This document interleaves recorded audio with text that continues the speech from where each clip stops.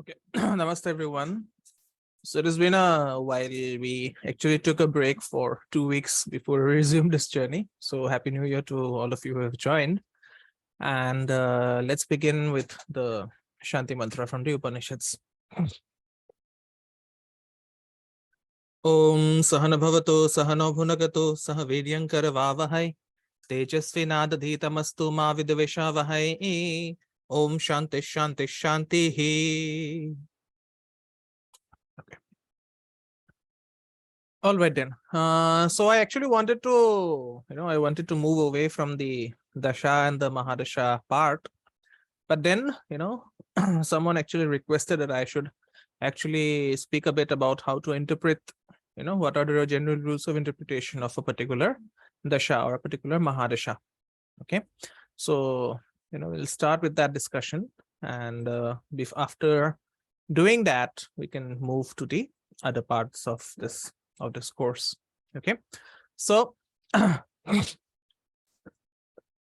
while interpreting the Vimshottari Dasha, we must we must take a note of, we must make a note of few things. Okay, number one, the planets will produce their optimal results when their Dasha periods operate. Okay, and by Dasha periods I include Mahadasha as well as Antardasha as well as the Pratyantardasha. Okay, and what we know is that within the Mahadasha of a planet, the Antardashas of all the planets operate one after another. Okay, and similarly, the Pratyantar Dasha of different planets operate in each Antardasha. Okay, so Mahadasha will give you a broad timing, which is again narrowed by the use of Antardasha. Okay, for example, say if you are undergoing the Mahadasha of the seventh lord, it can give you a, it can give you a timing of marriage. But what if the seventh lord is Venus? You can get married at any time within those 20 years of Venus Mahadasha. So you can narrow down your, prediction by the use of Antardasha. And if you want to narrow it down within a few months, then you use the Pratyantardasha. Okay. And there are other dashas within the Vimshottari Dasha scheme. One is known as the Sukshma Dasha. And then there is the Prana Dasha. Okay.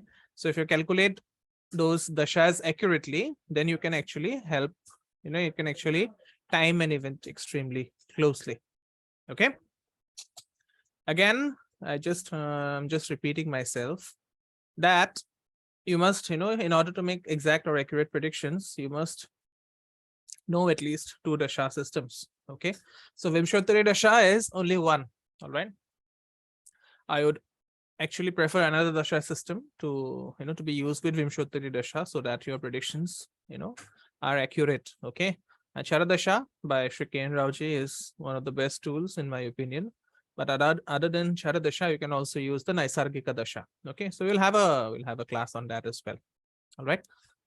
Now, all the planets will produce results according to their inherent nature. Okay.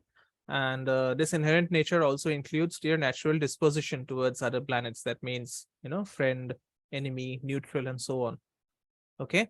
And then planets will also give results according to their placement in the horoscope, in the Rashi chart, as well as in the Vargas. Okay. So to understand how a particular Mahadasha will be, you should at least use, 2 Vargas. Okay. Not 2 Vargas. You should at least use the Navamsha. All right. Rashi chart, of course, is, it'll always, your life will always revolve around the Rashi chart, but Navamsha will actually tell you what the planet is trying to do in that horoscope. Okay. Because a lot of people, they get afraid of Ketu Mahadasha. Okay. But there is something that Ketu wants you to do during that period of time. Okay. So in that case, you have to know what Ketu means or what Ketu is trying to say from the Navamsha. Okay. So you need a very good understanding of the Navamsha chart as well before you use the Dasha systems to make predictions. Okay.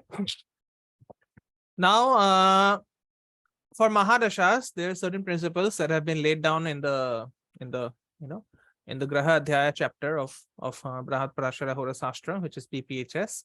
So if the Dasha Lord is strong, okay, exalted, or in its own house, or in a Mool Trikona, or in a friend's house, or under benefic influence and is located in good houses, okay, like the like the kendras or the trikonas, or associated with the second lord, the ninth lord, the 10th lord, or the 11th lord, then results will be favorable during that Mahadasha. Okay. So in my opinion, a planet is happier to be in its own house rather than being in an exalted position. All right. But if a planet is, in its own house, exalted, or in a Mula Trikona, or in a friend's house under benefic association or aspect, then it will give you good results. Okay. Now, if the Dasha Lord is weak or debilitated, or it is in the house of an enemy, or combust, or placed in 6, 8, or 12 houses, or is aspected or influenced by malefics, then the results will be very, very adverse. Okay. Now, how to time the fructification of results? Okay. So a planet that is located in the first trikana of a sign, trikana means the, each sign is of 30 degrees. So the first trikana is 0 to 10 degrees. Okay. So that planet will produce results during the beginning of its dasha. If a planet is located in the middle trikana, then the planet will produce results during the middle part of its dasha. And when located in the third trikana, the results manifest during the concluding portion of the dasha. Okay, so this thing changes by the odd or even number of the signs. Okay, but this is the general rule. Now, for a retrograde planet, the above order, it gets reversed. Okay, for retrograde planet, the above order gets reversed, and this is very, very interesting. Okay, for example, say I have a retrograde Saturn in the 12th house.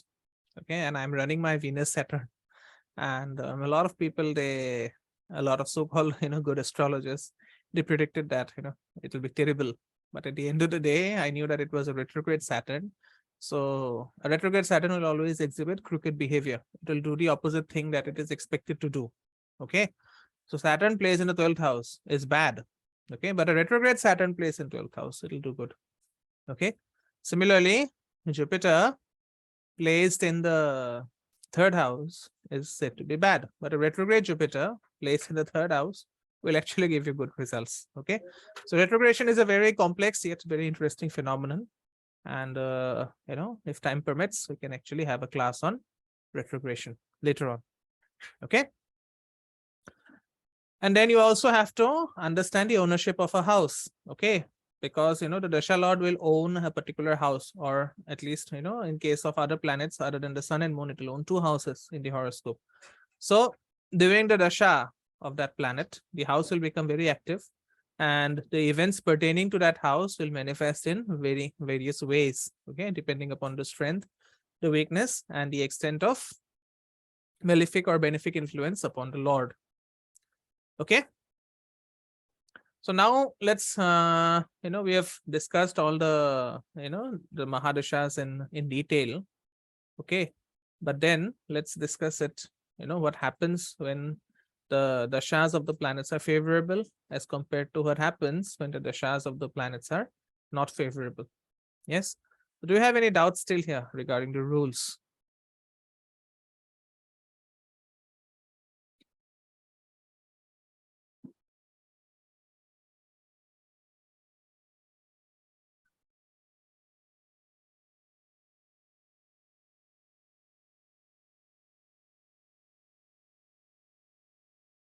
Okay, so we'll again go in the in the weekday order, starting from the Sun. So the dasha of the Mahadasha of the Sun, when favorable, the person will gain in wealth. Okay, because the Sun is the Karaka for resources, and then favors from the king. So Parashara uses the word king, but in the modern day context, we can say that favors from the government. Okay, and if the Sun is associated with the 5th lord, because Sun is the original 5th lord, so it can also lead to childbirth. Okay, if Sun gets associated with the 2nd lord, it leads to prosperity and vehicles. Okay, and if Sun is associated with the 4th lord, it also results in happiness from vehicles. Okay, because Sun is the primary creator of resources. Okay, Sun is the primary creator of resources. So when it is associated with the laws of the different houses, it actually creates resources attributed to those houses. Okay. Now, if this dasha is adverse, then it can lead to a lot of miseries. Okay. Loss of wealth, disfavor of the ruler. That is what Parashara tells us. But it means, some problems coming from the government. Okay. And then punishment, okay, for some offense. Okay. And also opposition from father, because, sun rules the fatherly figures in our lives. Okay. Now, when the dasha of the moon is favorable, the moon is the planet of the public. Okay. It is the fourth house. So it is the most social planet. That is the reason the moon has 27 wives, which are the nakshatras. Okay. So it gives you a lot of fame. Okay. It gives you a lot of fame. And moon also brings in favors from the government. Okay. Particularly from the bureaucracy. Yes. So it also, it also leads to increase in property. Okay. Acquisition of new property, maybe. And moon dasha is particularly beneficial when, when moon is placed in the second house irrespective of the sign, because second house is the, it is the natural house of exaltation of the moon. Okay. Second house is ruled by Taurus. Okay. And when adverse, it can lead to a lot of physical and mental torment. Okay. The moon always represents the physical body. Okay. The moon is the physical body. Yes. So, there will be a lot of physical as well as mental torment, because the moon also rules your emotions. Okay. And similarly, there would be problems related to the mother, or maybe opposition from the mother in some issues. Okay. Then comes the dasha of Mars. So when favorable, it can lead to gains from the government, because Mars is the general. Yes. While Sun is the king, Mars is the general. It can also, Mars is also the, it is also one of the karakas of the fourth house. So it can lead to acquisition of land. Okay. Acquisition of land. And if someone is into farming, or if someone is dealing with agriculture, it can lead to a lot of gains in those areas. Okay. Now Mars is the karaka of the third house. Okay. So it can also provide victory in all your endeavors. Okay. And it can also bring in new skills. Okay. It can also bring in new skills. But then, Mars is the most malefic graha. Okay. Saturn is actually maligned unnecessarily. Okay. Thinking that, people say a lot of bad things about Saturn. But if you have to look at Mars, Mars is the most malefic graha, because it exalts in a very malefic side. Okay. So although Mars dasha will bring in the good things, but it will also bring in some adverse effects related to whichever house it is placed. Okay. Why does that happen? Because Parashara says that Mars destroys one part or one aspect of the house wherever it sits. Okay. And why does that happen? Because there is an upagraha called Mrityu, and some jyotish texts call that as the son of Mars. Okay. So wherever Mars is placed, Mrityu will always be placed alongside Mars, and that means a death of a particular signification of the house. Okay. Where Mars is placed. Right. Now, if adverse, it can turn a person into a criminal. Okay. And Mars also rules, injury due to sharp objects, accidents, and it also rules loss of reputation. Okay. So all these factors can come in when the, when the dasha of Mars is operating. Okay. Next, we have the dasha of Mercury. So Mercury is the prince. Okay. So it represents trying new things in the chart. Right. And then, trying to find out what things work, because Mercury being the prince, he is always in the process of becoming the king. Okay. So to become the king, the prince has to know what things work and what things and what things do not work. So Mercury, in Mercury dasha, if it is favorable, the person will try a lot of new things. Okay. So there will be a lot of knowledge and learning. Okay. Because when you try a lot of new things, you actually end up learning a lot. Okay. And then Mercury is also the karaka for money. Mercury is also the karaka for business. Mercury is also the karaka of the 10th house. So there will be, increase in one's wealth and prosperity. Okay. If it is adverse, then there will be a lot of emotional turmoil. Okay. Why does that happen? Because when you try out new things and the things don't work, then if your Mercury is actually good, then what happens is you will, you will not be emotionally attached to your results. If you fail in certain things with regards to your Mercury, you will be, you will not be attached to the results. But if you have a bad Mercury and if something does not work out, you will be emotionally devastated. You will be emotionally traumatized why that thing did not work. Okay. So, it can also lead to, problems from the government, because in 1 out of 3 charts, Mercury is always with the sun. Okay. And Mercury also implies your relatives. So it can mean opposition from relatives when Mercury is adversely placed in the chart. Okay. Jupiter. Yeah. So when favorable, it can lead to a lot of happiness. Okay. Because Jupiter is the karaka for satisfaction. Okay. You have to, the highest satisfaction is given by Jupiter. That is the reason why, why Jupiter is said to be the, to be the most benefic, because it rules the satisfaction part in your chart. Okay. And that is the reason why people who have, who have Capricorn and Aquarius ascendants, they are the least satisfied of all people, because then Jupiter becomes a marka for those ascendants or lagnas. All right. And Jupiter also represents abundance. Okay. And Jupiter also represents comforts. So Jupiter also represents acquisition of new vehicles, new property. Okay.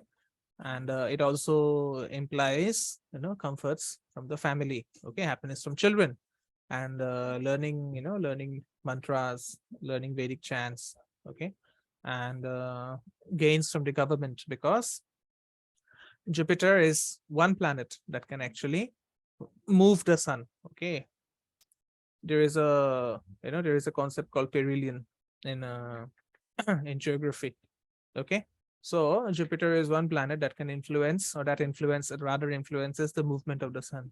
Okay. So if your Jupiter is well placed, the sun will also start giving you good results. Okay. Now, when adverse, it can lead to some problems. Primarily it leads to dissatisfaction. You'll be very unhappy during that dasha. Okay. And then it can also lead to displacement from your homeland, because Jupiter exalts in the sign of Cancer in the natural 4th house. So if it is adverse, it can actually uproot you from your place, due to various factors. It can also lead to mental anguish. Okay. It can also lead to loss of reputation. And sometimes if Jupiter is adverse, when you go to, pilgrimage, it can lead to a lot of, a lot of issues. Okay. Maybe someone will steal your belongings. Maybe, you lose your purse, or maybe you can end up losing an ATM card and things like that. Okay. Then comes the dasha of Venus. So if favorable, Venus represents your abundance. Okay. Now, abundance is not prosperity. Okay. People think that abundance and prosperity are the same, but abundance is not prosperity. Abundance is your ability to get whatever you want at the right moment. Okay. And Venus represents that abundance, because you look at the ruling deity of Venus, it's Lakshmi. Okay. So abundance is not about having a lot of money in the bank. Abundance is about having something whenever you want it. Okay. Having resources at your disposal when you want it. For example, you may be, you may have you may be a millionaire or maybe a billionaire, but if you're stuck in desert without any food for 7 to 10 days, you'll die. Okay. So Venus represents your ability to get food even in the desert whenever you want it. If you have a good Venus, that will surely happen. Okay. And for those who have Annapurna Yoga in the chart, which is the combination of Moon and Venus, this thing comes very easily to them. Okay. It can, it also gives good results in your, in your married life if it is favorable. And it can, Venus is a very flashy planet. Okay. It's a very flashy planet. So it can give high status in the society, and it will also give, it will also make you taste a lot of exotic food and drinks during its dasha. Right. Now, when adverse, you can really get into trouble from women. Okay. And it can also lead to a loss of business, because loss in business rather, because Venus rules the Vanija Karana. Okay. And it can also cause separation from your spouse, okay, from your wife, basically. And the Venus is the original Markesh because it rules the second house as well as the seventh house. So your health can really go for a toss if Venus Dasha is unfavorable for you. Okay. Next, Dasha of Saturn. Again, Saturn, it's a very maligned planet, but in my opinion, Saturn is the easiest planet to deal with. Okay. You have to use your brains to deal with the other planets. Okay. You have to use some of your brains to deal with the other planets. But for Saturn, you can just go to sleep and your Saturn is done for the day. Okay. Why do I say so? Yes, can anyone tell me? I'll wait for your comment. Anyways, so when favorable, you will see an increase in your peace. Okay, Saturn makes you very peaceful because Saturn is the original Zen master. He's like the Zen master who gives you a lot of peace. Okay, and then it can Saturn Dasha if favorable, it can take you to pilgrimages, it can make you learn Kriya Yoga. Okay, and it can also help you to find happiness. Okay, Saturn Dasha if favorable gives you a lot of happiness. All right, and when it is adverse, then it will take away your loved ones from your life. As simple as that. Okay, it can imply loss of parents, it can imply loss of partner, it can imply loss of children, it can imply loss of spouse, anything. Okay, it can also imply imprisonment if Saturn is unfavorable in the chart. Okay, now what happens in the Dasha of Rahu?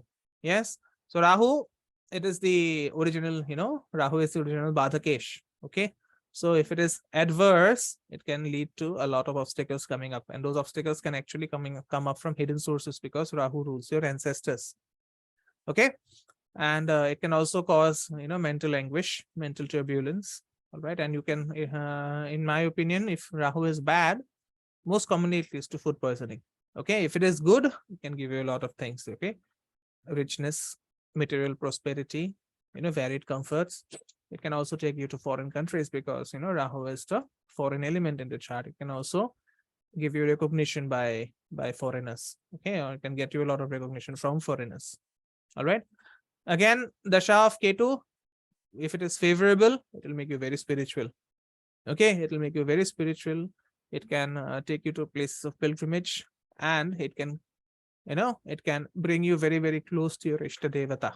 Okay, I've seen that during Ketu Dasha, things take such a bad turn that people are forced to worship a particular Devata, and that particular Devata is actually the Ishta Devata. Okay, I've seen that happen in many charts that I've read. Okay, on the other hand, if it is adverse, it can drive you mad, it can make you insane because Ketu is the Karaka for insanity. Okay, it can also make you a fanatic. Yes, so most of the terrorists who blow themselves up, or who shoot people, or you've seen things happening in the West where a student acquires a gun all of a sudden and he or she goes on shooting friends and professors at the university. So those are the people who have a very malefic Ketu, or maybe if Ketu is placed in Lagna, that can happen. Okay, and Ketu is usually good if it is placed in the 3rd, 6th, or the 11th house, but in those houses it will not leave you with a lot of liquid cash. Okay, so have a lot of liquid cash ready during Ketu Dasha. Whether good or bad, it will take your cash away from you. Okay, because Ketu is the headless one, so it can make you spend unnecessarily in a lot of things. Saturn is not, no, it's not good karma. It's not good karma. Hard work, sleep is needed for good physical health. No.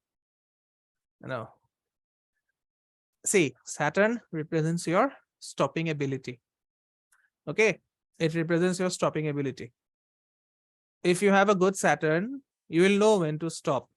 Okay, if something is not working out, you would know that, okay, this is the time to move on. Saturn represents your ability to move on. All right, and sleep is the sleep is the biggest and easiest way to move on. Yes, if you have read Paramahansa Yogananda, he often said that if you are having a bad day, just go to sleep. What can you do? You go to sleep, right? You go to sleep. That is what my Guruji also tells me. If you are having a bad day, don't fight against that day. Okay, don't fight against that moment, because if you're fighting against a moment, you're actually fighting against the entire universe, which has brought you that moment. Okay, so just go to sleep and that's it. Your Saturn is done. Yeah. So what can you do if you're getting obstacles during a particular day? You cannot do anything. You can only go to sleep and you can expect the next day to be better. That's all you can do. That's all that is needed. So Saturn represents patience. Saturn represents your ability to move on. Okay, that is the reason, Saturn, people face a lot of, loss of their loved ones during Saturn Dasha, if Saturn is badly placed, because when you face death, it means a part of you is ready to move on without that person who is dead. Okay, and if you have a good Saturn, you'll actually be able to move on in a flash. Okay, without waiting to, decipher what went wrong, why did that person die, this, that. Okay, a person died because that was what was meant to happen. So if you have a good Saturn, you'll actually tell that to yourself and move on. Okay, if your life is not working, if you're doing something which is not, if you're doing suppose you're doing a business which is not giving you good results, you have to move on and move to something else. So if you have a bad Saturn, you'll try to make that thing work. Okay, you have to make that thing work. You'll try to make that thing work. But if you have a good Saturn, you'll actually move on. Yes, Saturn is emotionless. Not really. Saturn is actually saving your energy, because if you save your energy, you actually have a long life. That is the reason why Saturn is the Karaka for longevity. Okay, if you don't waste your energy on things which are dead, on things which are not working, you're actually saving a lot of energy, and that is actually extending your life. Because if you don't, your life runs on the principle of energy. Once your body loses the energy to hold the vibrations of the soul, the body will give up. Okay, so Saturn tells you when to stop. Saturn tells you when to rest. That is the reason Parashara calls Saturn dull and lazy, because Saturn does not want to see, okay, someone died, it's fine. The journey came to an end, it's fine. Now I have to move on to something else. I lost a job, it's fine. And endings are always the basis for new beginnings. Okay, you cannot have a new beginning if you don't have an ending. Yes, so people are afraid of ending. But in my opinion, Saturn is the one who, which is the easiest planet, because when you know that it is time to move on, you just move on. And that is the reason why Saturn periods are exceptionally tough, because the ego does not want to move on from something that it wants to hold on to. You people who desperately want to hold on to things that don't really have a value for them. Yes. So if you have squeezed the lemon to the last drop, Saturn just tells you that, okay, it's time to throw that lemon out, because it is no longer contributing to your experience. Yes. But then people want to say, oh my God, that lemon was gifted to me by my mother, so I'll not give up that lemon. I'll just put that lemon in my fridge and then see, maybe the lemon will acquire new juice. Stop it. Yeah. Okay. So people are not able to move on from their mother-in-law. People are not able to move on from their father-in-law. Yes. So that is the reason, Saturn represents moving on. Yeah. So this happened to me when my mom passed away in 2013. Okay. So a part of me had accepted that, it's gone. I don't have anything else to do. And people say that, I am emotionless because I don't speak anything about my mother. She was gone. She was gone. Yes. But then, my spouse asks me, don't you remember your mother? So I don't, because she's not coming back. She's not, she is somewhere where I don't know. She is not coming back. She is no longer contributing to my experience. So it's fine. I have moved on from her. And that's how it is. That's how life is. You have to move on from those things, from those people whose experience is no longer required for you in your personal evolution. And that is Saturn.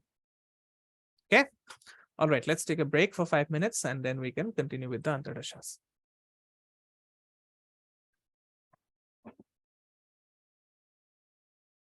All right. So now let's have a look at the Antardashas. Okay. So as I said, as we know, rather, the Antardashas, they run within the Mahadasha of each planet. And the good or bad results of the Antardasha, it will depend on favorable or bad disposition of the Mahadasha Lord and favorable or bad disposition of the Antardasha Lord. Okay. So now, Mahadasha Lord will impose certain limits in that chart, and the Antardasha Lord will work within those limits. Okay, that is the reason, you can have a Sadhisati. Okay, you can have a Sadhisati, but if the Mahadasha is very good for you, the Sadhisati will not, will not impact you much. If you have a bad Mahadasha, and then suppose you're having a bad Saturn transit, then you're screwed. Okay, so Mahadasha will impose certain restrictions, and the Antardasha Lord and the transits, they have to work within those restrictions. Okay, so the results that are promised by the Mahadasha Lord, they will manifest within an appropriate Antardasha, and whether a particular Antardasha would prove favorable or adverse, it will depend upon how the Antardasha Lord is placed. Okay, now an Antardasha Lord will give favorable results if it is in its own house, or if it is exalted, or if it is in its Mula Trikona. Okay, if it is placed in Kendras or Trikonas, if it is associated or aspected by benefics, if it is associated with the 9th Lord or the 10th Lord or with the Yoga Karaka, and if it is placed in a Kendra or Trikona from the Mahadasha Lord. Okay, now these things will be reversed if the Antardasha Lord is retrograde. Okay, retrograde will completely change the scenario, will completely change your prediction. Okay, the Antardasha Lord will always give adverse results if it is weak, debilitated, or combust, or placed in an enemy house.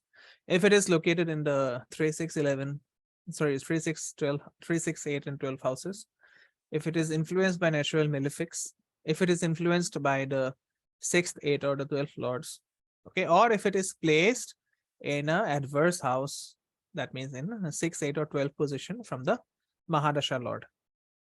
Okay, now if the Antardasha Lord is afflicted, as I have mentioned, and then it is also the Lord of the 2nd house or the 7th house, in that situation, it can cause untimely death or physical illness.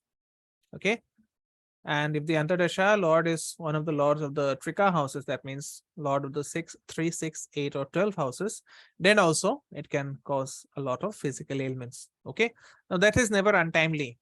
Okay, that is never untimely. Don't let that word untimely, fool you out. Okay, a person dies when the body is no longer capable of holding the soul. Okay, or when the experience of the soul has ended, then death happens. That can happen due to any reason, but once the soul says that, okay, I have experienced enough, yes, so it's over for me. The only thing that you should worry about is whether you are living each day as a fulfilled soul. Okay, the only thing you should worry about is not your death, but your fulfillment. Okay, and that is given by Jupiter. Yes, as I said, fulfillment is always given by Jupiter. So don't tell death as untimely. Even if someone dies at 90, they'll say, oh my God, it was such an untimely death. No, it was not an untimely death. It was meant to happen. Even if someone is dying in their 20s, it was meant to happen because that was the only possibility. You should worry whether you are living a fulfilled life. Okay, and you can never live a fulfilled life if you are trying to please the society, if you are trying to please your parents, if you're trying to please your friends, if you're trying to please your spouse, if you're trying to please your mother-in-law. You cannot live a fulfilled life if you're pleasing those people. Okay, try to have a fulfilled life and you will not worry about death at all. Okay, maybe you'll even overcome death. Who knows? Yeah. So again, these results will get reversed if the planet is retrograde. Okay, now we'll look at the Antardashas and the Mahadashas of the various planets. Okay, so each Mahadasha starts with the Antardasha of the same planet. For example, if you are running the Surya Mahadasha, the first Antardasha will always be that of Surya. Okay, so for Surya Mahadasha, Surya Antardasha, if it is favorable, if Surya Antardasha is favorable, then the person will have a lot of prosperity, a lot of resources coming up, and you'll be a rise in the profession. Okay, if Surya is adverse, then there will be expenditures which will be in excess. Okay, and maybe untimely death as well, because Surya is the Karaka for health. Okay, Surya, Surya Mahadasha, Chandra Antardasha. If Chandra is favorable, then it can lead to a lot of auspicious occasions like marriage, childbirth, acquisition of new property, vehicles. Okay, and a lot of gains from the mother. If it is adverse, then it can cause unpleasant circumstance. It can create unpleasant circumstances at home. Okay, it can cause it can cause death due to drowning. Okay, because Chandra represents water, it can cause death due to various water related ailments. For example, someone can die due to excess water getting accumulated in the lungs or in the stomach. Okay, it can also lead to urinary ailments. Okay, and most importantly, it can adversely affect the health. Okay. Surya Mahadasha, Mars Antardasha. If Mars is favorable, it will give gains from the government. Okay, gains of property, right? And then victory over enemies. Okay, if Mars is adverse, it can lead to accidents. It can lead to some kind of physical injury also. It can lead to loss in property, or maybe loss in wealth acquired by the individual. Okay. Surya Mahadasha, Rahu Antardasha. It can lead to if it is favorable, if Rahu is favorable, it can lead to a lot of gains. Okay, it can lead to a lot of fame, because Surya and Rahu, they both are the karakas for fame. Okay, the sun is always famous, so Rahu tries to imitate the sun, so Rahu also brings in fame. Okay, if it is adverse, then it can impact the heart, because Surya rules the heart and Rahu can actually stop the heart from functioning. Okay, and then it can also cause fire accidents. It can also cause loss due to theft, burglary. Okay, it can also cause displacement, right? Displacement from one's home and homeland. Surya Mahadasha, Guru Antardasha. If it is favorable, if Jupiter is favorable, it can lead to a lot of auspicious beginnings, maybe birth of children. Okay, and an inclination to do good. Okay, devotion towards the divine, maybe finding one's guru. All right, and going to pilgrimages for relaxing one's mind. Okay, if it is adverse, then it can lead to a lot of diseases. Okay, loss of property, maybe displacement from house, because Guru exalts in the fourth house, natural fourth house of Cancer. Okay, Surya Mahadasha, Shani Antardasha. If Saturn is favorable, then it can it can give you a lot of peace, mental peace. As I said, it can also cause loss of enemies. That means all of a sudden your enemy might die, and you might be facing a lot of troubles from your enemies, and then Saturn Antardasha comes, and all of a sudden the enemy is gone. Okay, so it can happen. If Saturn is adversely placed, it can lead to chronic diseases, painful illnesses, imprisonment. Okay, it can also lead to separation from father, or maybe death of father. All right. Mercury, yes.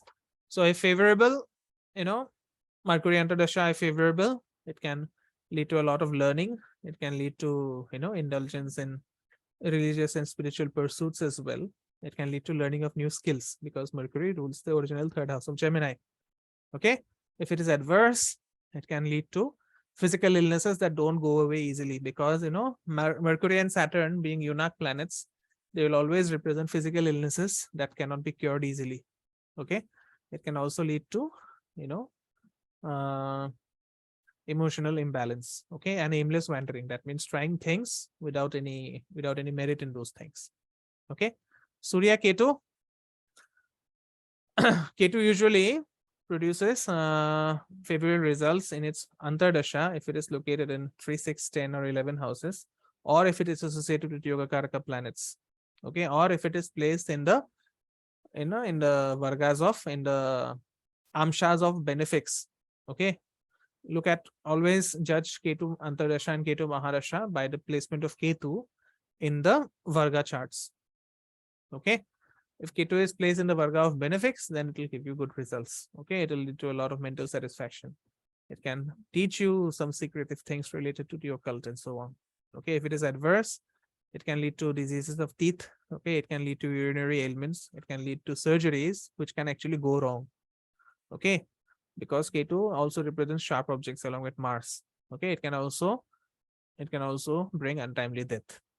Okay, Surya Mahadasha, Venus Antardasha. If Venus is favorable, it can lead to a lot of satisfaction.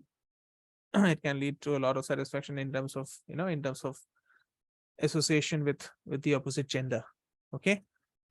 It can also bring satisfaction with regards to good food, with regards to, different wines, maybe. Okay. And it can also lead to acquisition of vehicles, because Venus is the karaka for vehicles. Yes. When it is adverse, it can lead to loss of health, because Venus represents the ojas. Okay. The vitality factor is represented by Venus. Okay. And it can also lead to loss of children. Okay. It can lead to loss of prosperity as well. Okay.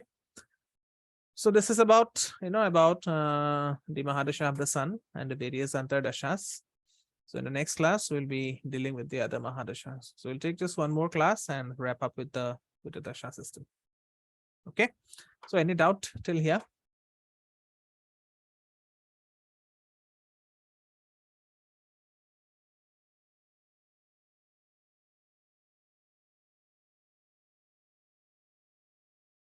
All right then. Thank you so much for joining in. I'll see you on Tuesday for the class on Kala Sarpa. And hopefully we will learn something regarding Rahu in the third house.